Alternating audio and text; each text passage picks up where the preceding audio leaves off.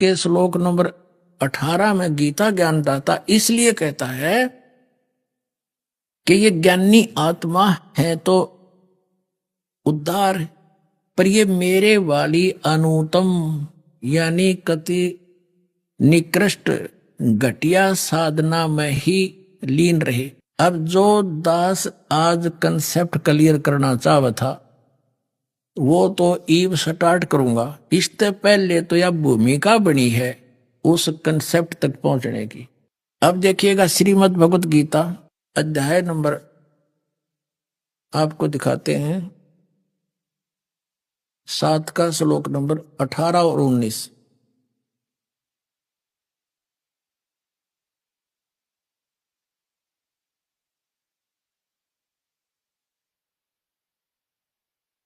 ये अध्याय नंबर 7 का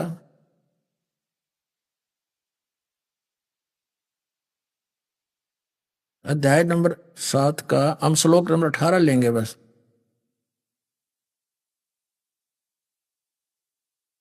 इसमें लिखा कि उदारा सर्वे एव एते ज्ञानी तु आत्मा एव मे मतम आस्थित है स ही युक्त आत्मा माम एवं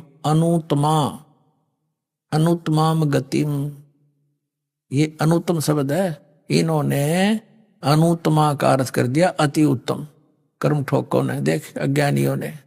इसका अर्थ बनता है कि ये ज्ञानी आत्मा उद्धारा सर्वे, ये सभी हैं तो उद्धार यानी बहुत अच्छी हैं, भगवान पाने के लिए शीश सौंप दिया। ये मेरे विचार में ये सभी ज्ञानी आत्मा हैं तो अच्छी उद्धार हैं, नेक हैं। परंतु आस्थित से ही युक्त आत्मा माम एवं अनुत्तमाम गतिम, ये सभी अच्छी आत्माएं हैं, आस्थित युक्त आत्मा भगवान में लगी हुई, आस्थित से ही वे सब लगी हुई हैं। माम एवं अनुत्तमाम गतिम, मेरे से प्राप्त ओम नाम से प्राप्त होने वाली मेरे वाली अनुत्तम गति में ही आस्थित हैं, आश्रित हैं। ये क्या बताते हैं देखिए, ये सभी उद्धार हैं परंतु ज्ञानी तो साक्षात मेरा ही स्वरूप, मेरा स्वरूप ही है, ऐसा मेरा मत है। चलो ये पहले इनकी पढ़ लेते हैं अंग्रेजी। क्योंकि वह युक्त आत्मा मन तत्व मन बुद्धि वाला ज्ञानी भक्त अति उत्तम गति स्वरूप, अति उत्तम लिख दिया अनुत्तम का डिक्शनरी बदल डाली, व्याकरण का नाश कर दिया अपने अज्ञान के कारण। अनुत्तम माने अच्छा होता है कहते, जैसे अनुतीर्ण है, और अनुतीर्ण जहां लिखा उसको कह दे सबसे पास हो गया बच्चा, वो लिखे रहा, उसके लिखने से अनुवाद गलत कर लेने से क्या वो सफल हो जाएगा? अनुतीर्ण लिखा तो अनुतीर्ण ही रहेगा सदा के लिए। तो यहां इन्होंने अति उत्तम कर दिया, मेरी अति उत्तम कर दिया। ये अति अश्रेष्ठ घटिया गति में मुझ में स्थित है। आस्थित माने अच्छे प्रकार स्थित है। इसका अर्थ फिर पढ़ लीजिए कि उद्धारा सर्वे एव एते ज्ञानी तु आत्मा, ये ज्ञानी आत्मा है तो उद्धार सब की सब, ये मेरे विचार से बिल्कुल अच्छी आत्माएं हैं। आस्थित से ही युक्त आत्मा, युक्त आत्मा ने भगवान में भक्ति में लगी हुई ये आत्माएं माम एवं अनुत्तमाम गति, मेरे वाली अनुत्तम गति में ही सभी आस्थित हैं, उसमें जकड़ी पड़ी है, उसमें आश्रित होगी। ये अगर ये मानने, ये क्या अर्थ करते हैं ये अज्ञानी हमारे धर्मगुरु, ये क्या बताते हैं कि जिससे उत्तम कोई और गति ना हो। अरे ये खुद कह रहा 18वें अध्याय के 62वें श्लोक में कि तू सर्वभाव से उसकी शरण में जा, उसकी कृपा से तू परम शांति को और सनातन परम धाम को प्राप्त होगा। तो ये अगर ये सबसे उत्तम माने तो वो तो अपने से अन्य किसी और भगवान की साधना करने को कह रहा। 15वें अध्याय के 1 से लेकर और 4 तक भी यही निष्कर्ष दिया है।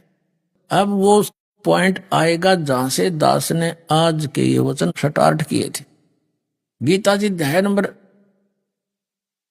7 के श्लोक नंबर 19 में कहा है कि बहुनाम जन्मानाम अंते ज्ञानवान माम परपदते। अब गीता ज्ञानदाता कहता है ये ज्ञानी आत्मा जो है ये ज्ञानवान है ये मेरे तक भी इनकी बुद्धि का सतर बहुत मुश्किल से आता है, ये नहीं तो अन्य ही उपासनाओं में अपना जीवन नष्ट कर जाते हैं। बहुनाम जन्मानाम अंते, बहुत बहुत जन्मों के अंत के किसी जन्म में ये मेरे तक पहुंचते हैं, मेरी भक्ति तक पहुंचते हैं। और वासुदेव सर्वमिति, स महात्मा सुदुर्लभ है। लेकिन ये बताने वाला कि वासुदेव सर्वमिति, सर्वम वासुदेव का अर्थ इन्होंने श्री कृष्ण मान रखा है कि वासुदेव श्री कृष्ण है। श्री कृष्ण जी के पिता का नाम था वासुदेव। श्री कृष्ण वासुदेव क्यों करोगे, अपने बाप का नाम दरवा के। विचार करो, इनकी अकल देखो। वासुदेव वेदों में लिखा है कि वो वासुदेव का अर्थ है वो चक्रवर्ती परमात्मा जिसका सबके ऊपर शासन है। वासुदेव यानी सब पर प्रभुता रखने वाला सर्वव्यापक, जैसे एक चक्रवर्ती राजा पूरी पृथ्वी पर व्यापक होता है, वासुदेव होता है पृथ्वी का। तो यहां ये कहना चाहा है कि जो महात्मा ये बतावे कि वासुदेव माने सर्वशक्तिमान, सुप्रीम पावर, सबका उत्पत्ति करने वाला, कुल का मालिक, वही सब कुछ है, वही पूजा के योग्य है, वही पाप नाशक है, वही सबका उत्पादन करने वाला है और उसी की भक्ति करनी चाहिए, वो तत्वदर्शी संत बताएगा। तो वो जो है महात्मा सुदुर्लभ है, वो तो बड़ी मुश्किल से मिलेगा अर्जुन।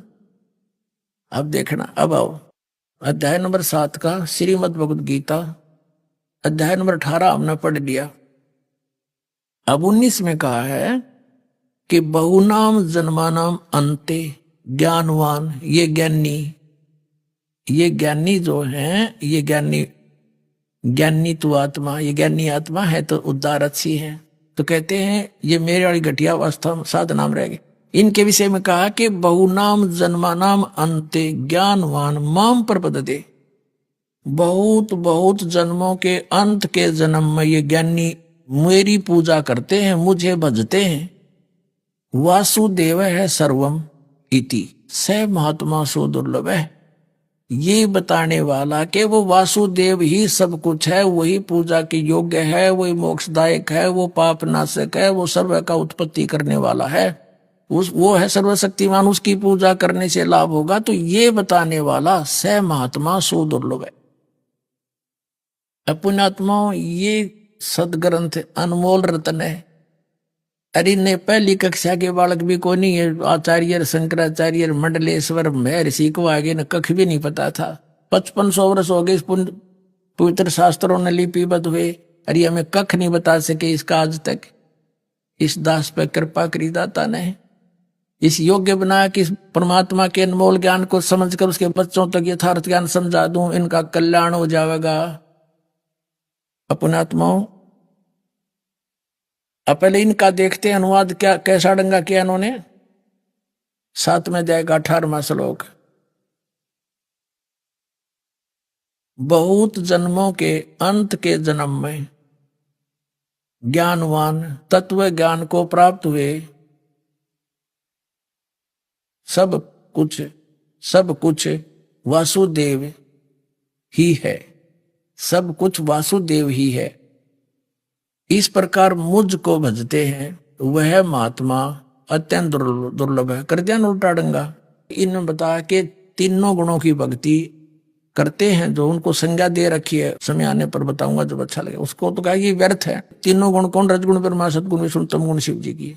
7 में अध्याय के 12 से लेकर 15 में स्पष्ट किया है कि जो तीनों गुणों की भक्ति करते हैं वह यूजलेस है। अपनी साधना बताता है, मेरी भक्ति भी 4 प्रकार के करते हैं। और उसमें भी बताया ये ज्ञानी मुझे अच्छे लगते हैं क्योंकि ये मुझे तो बचते हैं कम से कम, अन्य तो और अड़ंगे में पड़े रहे हैं, अन्य साधना करते। तो उनके विषय में बता दिए ये भी अनुत्तम है। अब यहां बताता है कि ये ज्ञानवान, बहुनाम जन्मानाम अंते ज्ञानवान माम प्रपते, ये ज्ञानी आत्मा बहुत जन्मों के अंत में एक आधा मेरी भक्ति करता ना, नीचे वाली साधना में अपना जीवन नष्ट करते हैं। लेकिन वासुदेव सर्वमिति, स महात्मा सुदुर्लभ है। इसमें ये दो दास ने अनुवाद किया, ये फाइनल है कि ये बताने वाला कि वो सर्वशक्तिमान वासुदेव श्री कृष्ण नहीं थे। ये तो आपका क्या मेरा नाश होता, मेरी जन्म मृत्यु होती है, श्री कृष्ण तो इसमें रोल रहा नहीं, तो ये काल बोल रहा है, ये भी वासुदेव नहीं है। ये केवल अब ये प्रसंग तो चल रहा है कि वासुदेव कौन है। जैसे श्री ब्रह्मा जी रजगुण, श्री विष्णु जी सतगुण, श्री शिव जी तमगुण, ये केवल एक ब्रह्मांड में एक विभाग के मंत्री हैं और एक ब्रह्मांड में तीन लोकों के ऊपर, पृथ्वी लोक, एक कॉमन स्वर्ग है स्वर्ग लोक, और नीचे एक पाताल लोक।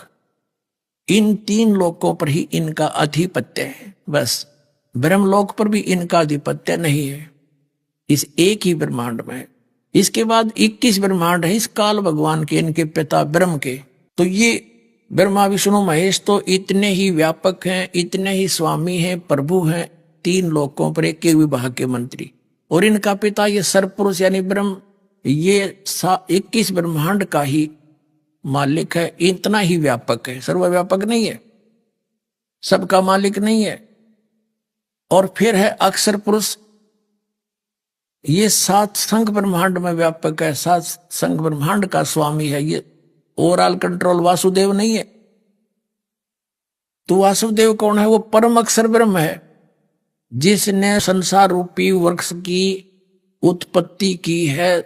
संसार रूपी वृक्ष जिसकी प्रवृत्ति विस्तार को प्राप्त हुई है, यानी जिसने सब ब्रह्मांडों की रचना की है, इंक्लूडिंग सरपुरुष, इंक्लूडिंग अक्षर पुरुष के लोक जितने हैं, इन सब का वही रचनार है। और इनके ऊपर, सब के ऊपर वो एक छत्र राज करता है, उसके अधीन है ये सब। वो कौन है? वो परम अक्षर ब्रह्म है। वो कौन है? वो संसार रूपी वृक्ष की मूल है, वो जड़ है।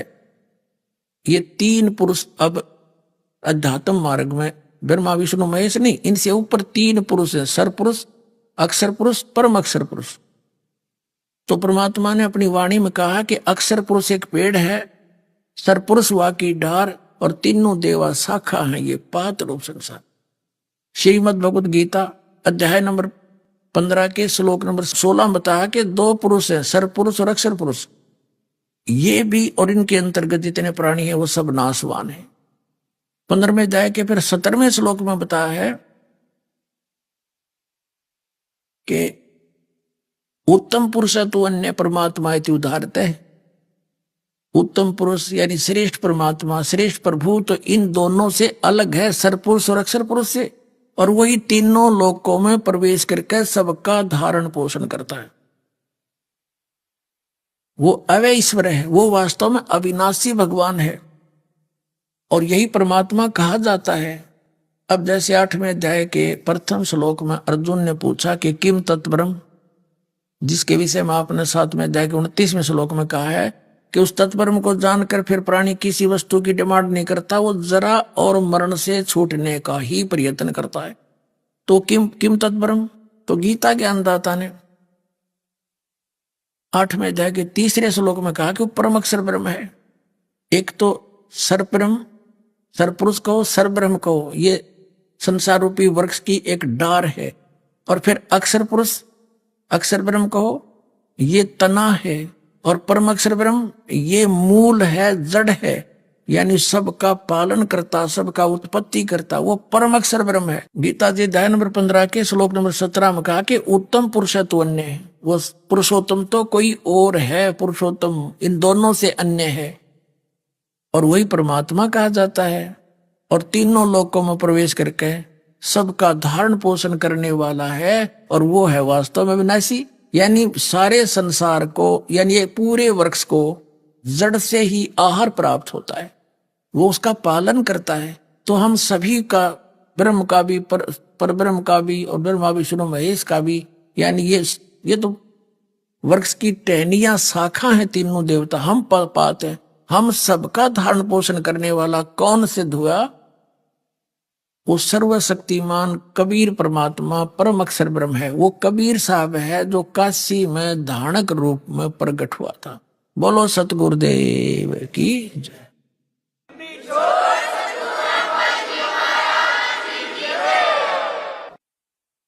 जिस पुण्यात्मा के जन्म जन्मांतर के शुभ संस्कार बहुत ही घने होते हैं,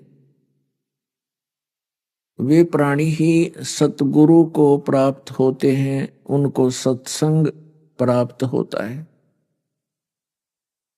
क्योंकि सतगुरु के बिना सत्संग मिल नहीं सकता। और ये भोले श्रद्धालु जहां भी जाते हैं, जिस भी संत के वचन सुनते हैं, उन सभी को वो सतगुरु समझकर उनसे चिपक जाते हैं।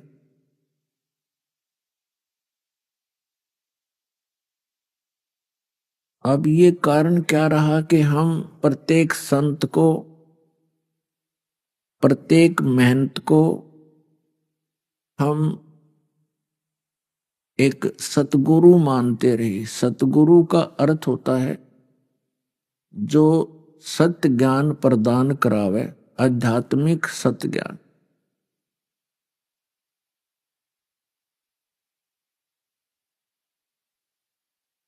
अब हम जिसके पास जाते थे उसके पास हमसे अधिक ज्ञान होता था,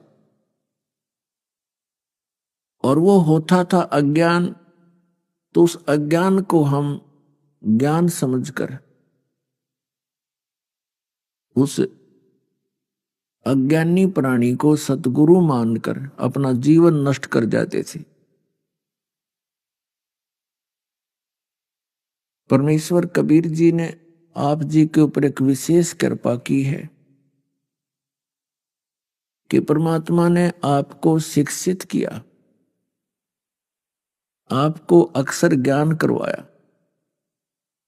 पुण्यात्माओं, ये शिक्षा ये जहाज बनाने के लिए नहीं दी, ये कंप्यूटर और परमाणु बम बनाने के लिए परमात्मा ने यह शिक्षा नहीं दी आपको। इसकी इनकी तमें आवश्यकताएं नहीं थी। हमने इन कंप्यूटरों की या इन एयरप्लेनों की किस लिए आवश्यकता पड़ी? हमने माया अधिक संग्रह करने की रुचि बन गई। केवल माया ही इकट्ठा करना उद्देश्य हो गया, इसलिए हमने इन सारे यंत्रों की आवश्यकता महसूस हुई। और हमने इस मनुष्य जीवन से जो कार्य करना चाहिए था, जिसकी अति आवश्यकता है, उसका हमें विशेष ज्ञान नहीं हुआ। तो आपके ऊपर यह मेहर करी परमात्मा ने, आपको अक्षर ज्ञान दिया। और ये कंप्यूटर आदि जो बनवाए, इंटरनेट बनवाए, ये टीवी चैनलों का जो सिस्टम प्रदान किया मानव को, ये गॉड गिवन है। ये मानव स्तर की सोच नहीं है, ये भूल जाना। अपने आत्माओं, एक वैद होता है और वो वैद स्वयं नहीं जानता तू कहां से उत्पन्न हुआ, तेरी क्या स्थिति है, तो क्या वो इन जड़ी बूटियों की पहचान कर सकता है, उनके गुण धर्मों को जान सकता है? ये भी परमात्मा आपके लिए, अपने बच्चों के लिए रहम करता है और उस पुण्यात्मा को अंदर से प्रेरणा करता है, ये ऐसी जड़ी, इसको ऐसे ऐसे मिला दे, ये इस रोग के लिए काम करेगी। तो ये शुरुआत से परमात्मा ने ये उस जड़ियां दी आपको। अब ये डॉक्टर खोज करते, ये पहले कहाँ गए थे डॉक्टर? तो ये गॉड गिवन है, क्योंकि अब परमात्मा को पता था कि ये कलयुग के अंदर जितने भी मानव शरीरधारी प्राणी जन्मेंगे, इनके पूर्व जन्म की कमाई अच्छी नहीं होगी, और जिसके कारण इनके ऊपर आपदाएं खूब आवेंगी, इनके ऊपर रोग भी आक्रमण करेंगे। तो उसके लिए परमात्मा ने ये औषधियां तैयार करवा दी पहले। और अब विशेष कृपा की है मालिक ने कि आप जी को ये अक्षर ज्ञान करा दिया, और ये तत्व ज्ञान आपको समझ में आवेगा। हम परमात्मा प्राप्ति करेंगे। इसी प्रकार ये जो प्रोजेक्टर सिस्टम बनवाया, टेलीविजन सिस्टम परमात्मा ने तैयार करवाया, इस सब का उद्देश्य मालिक का यही था कि मेरे बच्चे उन सदग्रंथों के गुण रहस्य को आंखों देख लेंगे, पहले तो ये दास प्रोजेक्टर या सीडी पर दिखाएगा, क्योंकि हम बहुत दिनों से भ्रम भटक रहे हैं, बहुत दिनों से हम दूध के जले हुए हैं, तो हम छाछ को भी, लस्सी को भी फूंक मार कर पीने की कोशिश करेंगे तो वो बहुत अच्छी बात होगी। तो दास जो प्रोजेक्टर पर दिखाता है, सीडी के माध्यम से आपके पास ये भक्त भेज रहे हैं, उधर से पुस्तकें बनाई जा रही है, उनमें सब सदग्रंथों के पृष्ठ, अध्याय, मंत्र, नंबर लिखकर आपको भेजे जा रहे हैं। तो फिर क्या करते हैं बुद्धिमान समाज, उन सदग्रंथों को इन रेफरेंसों से मेल करता है, और मेल करता है तो सच्ची पाते हैं, क्योंकि वो सत्य है। तो फिर आप जी को परमात्मा पाने में बहुत सुविधा हो जाती है, पहचानने में। सबसे पहले तो हमने भगवान को पहचानना है, जानना है। अब परमात्मा की एक वाणी है कि सतपुरुष जिन जानिया, सतगुरु तिसका नाम। सतपुरुष को जिसने पहचान लिया, जान लिया, वो सतगुरु है, वो परम संत है, वो मोक्ष दाता है। उसको संत भाषा में कड़िहार बोलते हैं। कड़िहार, कड़िहार माने संसार से निकालकर सतलोक भेजने वाला। और फिर बताया है कि पूरे गुरु की क्या पहचान है, 2 अक्षर का भेद बतावे, सोए गुरु पूरा कहावे। फिर और अन्य लक्षण क्या बताए हैं सतगुरु के, कि सतगुरु के लक्षण कहूं, मधुरे बैन विनोद, और 4 वेद 6 शास्त्र वो कहे 18 बोध। यानी सतगुरु विश्व के सभी धर्म ग्रंथों के विषय में उसके जानकार होता है। अब जैसे 600 वर्ष पहले स्वयं परमात्मा सत्य पुरुष पूर्ण ब्रह्म, वो परम अक्षर ब्रह्म, कबीर देव जी जुलाहा रूप में 120 वर्ष इस पवित्र धरातल पर रहे। सहशरीर आए थे, सहशरीर चले गए। वो परमात्मा है और वो हमारे माता पिता हैं। तुमेव माता च पिता, तुमेव बंधु च सखा, तुमेव विद्या च द्रविण, तुमेव सर्व मम देव देव। वो सब देवों का देव, सब भगवानों का भगवान, और सर्वस्व सब कुछ हमारा वही है। माता पिता बंधु सखा, वो हमारा असली साथी है। तो वो 120 वर्ष यहां रहे, एक जुलाहे की भूमिका की, जिस कारण से उनको जुलाहा कबीर कहा जाने लगा। एक अपने तत्व ज्ञान को लोकोक्तियों के माध्यम से, कविताओं के माध्यम से, यानी पद्य भाग में बोलने के कारण वो एक प्रसिद्ध कवियों में से भी एक कवि कहलाए। तो वो सतगुरु थे और परमात्मा भी हैं।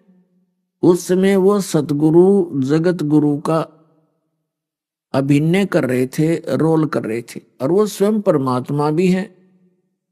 पवित्र वेदों में, 4 वेदों में ये स्पष्ट किया है कि परमात्मा ऊपर सतलोक में, रत धाम में सहशरीर मनुष्य दृश्य है, वहां विराजमान है, और एक राजा के समान सिंहासन पर बैठा है। ऊपर मुकुट है, ऊपर छतर है, बहुत बड़े एक गुम्मज के अंदर, स्तूप के अंदर परमात्मा विराजमान है। वहां पर उस यानी वहां पर सतपुरुष की शोभा शरीर की कैसी है, वो नर आकार है, मनुष्य दृश्य है। उनके एक रोमकूप में करोड़ सूर्य मिला दे, करोड़ चंद्रमा। इससे भी अधिक प्रकाश है, वो मनुष्य दृश्य है। और वो परमात्मा जब यहां आते हैं इस काल के लोक में अपनी प्यारी आत्माओं को उस स्थान का ज्ञान कराने के लिए, जिसको ये अपनी नासमझी के कारण छोड़कर आ चुके हैं, वो ज्ञान कराने के लिए कि तुम यहां के वासी नहीं हो, आप यहां काल के लोक में फंसे हुए हो। वो परमात्मा संदेश देने आते हैं कि चल हंसा सतलोक हमारे, छोड़ो ये संसारा हो, इस संसार का काल है राजा, जिन माया जाल पसारा हो, चल हंसा सतलोक हमारे, और छोड़ो ये संसारा हो। अब जैसे कई भक्त जिन्होंने अध्यात्म ज्ञान बिल्कुल नहीं, वो क्या कहते हैं, यदि सभी भक्ति करने लग गए तो इस पृथ्वी पर कौन रहेगा, सभी सतलोक चले गए तो। पुण्यात्माओं, इस ब्रह्मांड के अंदर ना जाने कितने पृथ्वी जैसे ये पत्थर घूम रहे हैं। मंगल ग्रह है, बुध ग्रह है, ये ऊपर चांद है, चंद्रमा, तो ये खाली पड़े हैं। एक यूं टुकड़ा खाली पड़ा रहेगा, पता इसका हमने ठेका ले रखा है, पड़ा रहेगा यहाँ पर। हम सतलोक में चलेंगे जहां सदा सुखी रहेंगे, ना कभी मृत्यु है, ना कोई बुढ़ापा है, ना कोई रोग है, और ऐसा ही शरीर है वहां पर। मनुष्य सदृश सृष्टि, एज इट इज सृष्टि है। बाग बगीचे खूब हैं, पहाड़ हैं, बहुत सुंदर झरने हैं वहां पर, लेकिन वहां पर ये पशु पक्षी नहीं है। और पुण्यात्माओं, अभी तक आप जी ने जो ज्ञान सतलोक के विषय में सुना है, वो उन नकली संतों और अनुभवहीन व्यक्तियों का सुना है, जिन्होंने सपने में भी सतपुरुष और सतलोक को देखा ना जाना, समझा भी नहीं। वो क्या बताते हैं कि सतलोक एक प्रकाश ही प्रकाश है, वो चेतन प्रकाश है, और आत्मा मोक्ष प्राप्त प्राणी उस अमर लोक में ऐसे लीन हो जाती है जैसे बूंद समुद्र में। ये खाक मोक्ष हुआ। वहां क्या करेंगे, फिर समुद्र में डूबने जाना है, किसकी रुचि बनेगी वहां जाने की। ये केवल उनकी अपनी अज्ञान सोच है। वहां पर ऐसी ही सृष्टि है, आप पहले वहीं रहते थे, आपके वो मकान, आपके वो महल,